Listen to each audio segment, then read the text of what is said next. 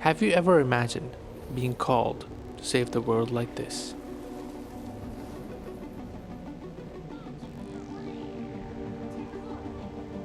Well, you don't have to imagine anymore.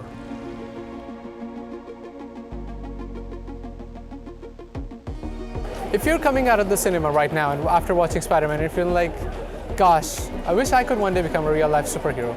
But of course you can't become a superhero. Or can you? Luckily, I have a way in which I can turn you into a real-life superhero.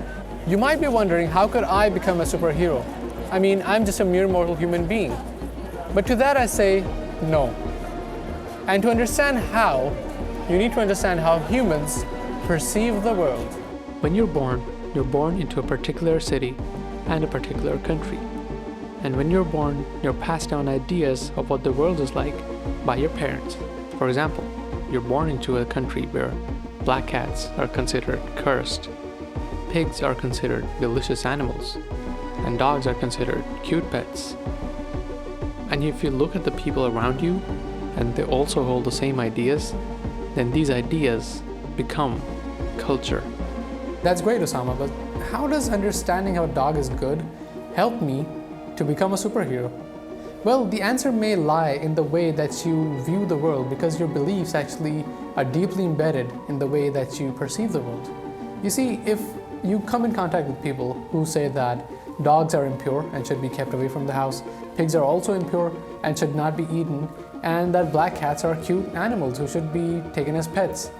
Now, some of you may even feel discomfort as I'm speaking to you right now, but that is the point. Now, if these two cultures were to remain in separate places, there would not be any problems. But if these two cultures come into contact, there can be severe conflicts. Just replace the dogs, cats, and pigs with religion, values, and morals, and you have a big problem at your hands.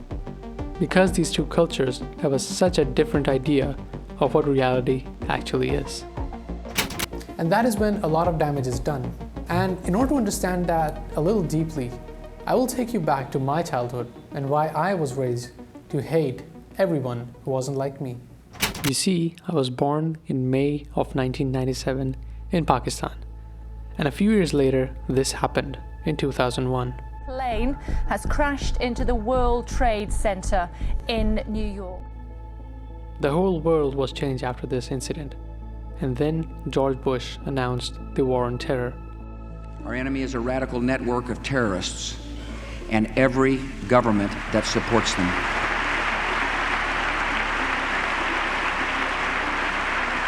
The goal was simple: kill the main perpetrator and you win the war. But where was this perpetrator? In Afghanistan. So it naturally made sense to invade Afghanistan. 25 strike aircraft and Tomahawk cruise missiles launched from warships and submarines in the Arabian Sea. After invading Afghanistan, the United States launched a campaign to bomb Tora Bora mountains. But he escaped to Pakistan. That end began with U.S. military helicopters swooping in, an assault team entering from multiple locations. A team of Navy SEALs fast roped down to the ground, searching for Geronimo, their code name for bin Laden. Tonight, I can report to the American people and to the world that the United States has conducted an operation that killed Osama bin Laden, the leader of Al-Qaeda. That is the side you see when you look at the war on terror. But what we saw on the ground was this. At least 31 people were killed and 70 wounded. School books. These were officers, school officers? The aftermath of a drone strike in Pakistan's South Waziristan region in 2008. Just look at this graph by the Institute of Economics and Peace, which illustrates the deaths caused by terrorism in Pakistan. And as you can see from the graph, the terrorism has peaked after 2004, the year Pakistan joined the war, and rising up to 17,000 at its peak. That's almost the entire population of Brookfield, Connecticut dying in 1 year. Do you see it now? When we don't get to see the other person's perspective, when we don't get to experience what they're experiencing, and when we don't get to see the results of our actions, we can bring immeasurable suffering to human life. The difference between what we want to happen and what we end up causing creates all the problems. And the quicker we get to see who suffers as a result of our actions, the quicker we solve the problem without causing human suffering. I'm not saying that only America has done this. All of our cultures and all of our countries have done the same thing in one way or another. Pakistan in itself is one of the worst countries in terms of living if you're a minority, if you're a woman, if you're anyone else. Okay, Pakistan has the worst freedom of speech, the worst place to be a journalist. It's the absolute worst. Okay, but I'm going to show you this example because I just wanted to show you what the same war, the same army, the same country might look like if you were sitting on this side of the aisle. And at this point you might be asking, okay, I see your perspective, but how does this make me a superhero? How does this make me a hero? And this is where knowledge comes in. It is scientifically proven that a person's perspective never ever remains the same. And as the person grows up, he has the ability to incorporate more perspectives.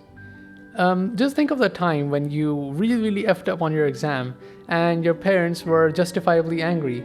But instead of getting angry at your parents, you were understanding of where they were coming from. That is the integration of multiple perspectives. You were able to see why your parents were angry without judging them. And with that, something beautiful also happens. As a person incorporates more and more perspectives, he increases his ability to love. In the lower stages of a person's development, a person only cares about himself. But as he grows, his concern expands from himself to eventually incorporating the whole of humanity. But where does the superhero part come in? Even if you're not able to fly, or shoot spider webs out of our wrists, or climb walls, we can still do a lot for humanity. And we can do that by solving the world's problems. And you can only solve the world's problems if you're able to identify those problems. And those problems can only be identified if you take perspectives and other people's perspectives into consideration. For me, when I think of superheroes, I think of Leo Gura, Seth Godin, Chris Do. These are the people who helped me to become the person that I am today, standing in front of you, making my dream of Mindscream a reality. Because if it wasn't for them, I would still be doing something selfish instead of this. They are my heroes because they showed me perspectives. I don't believe in countries. I don't believe in flags, national anthems, nationalities, nationalism, nothing like that. I don't believe in any form of idea which creates distinctions or creates discriminations among people. Ideas which fundamentally stop us from extending our love to other people. And I don't believe in these ideas, and I have very strong opinions about these ideas because I was raised in a culture which was and is still obsessed with these petty ideas of discrimination and superiority. I'm a mere mortal. I'm a regular human being. I'm just 24. I don't know anything. I don't know everything. And with Mindscream, I hope that I'm able to show perspectives which will help you to love a little more.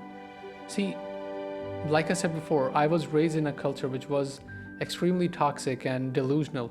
And if one of you is going through that sort of stage and is raised in that sort of culture, I hope you'll be able to see past my brown skin or someone else's brown skin or someone else's white skin. I hope you're able to see past all these things to see regular human beings just like you on the other side, and realizing the fact that it's not only you who is human, but everyone else is human. Thank you for watching another episode of Mindscream. If you like content like this, please subscribe, and I'll see you in another episode of Mindscream. I scream for the mind.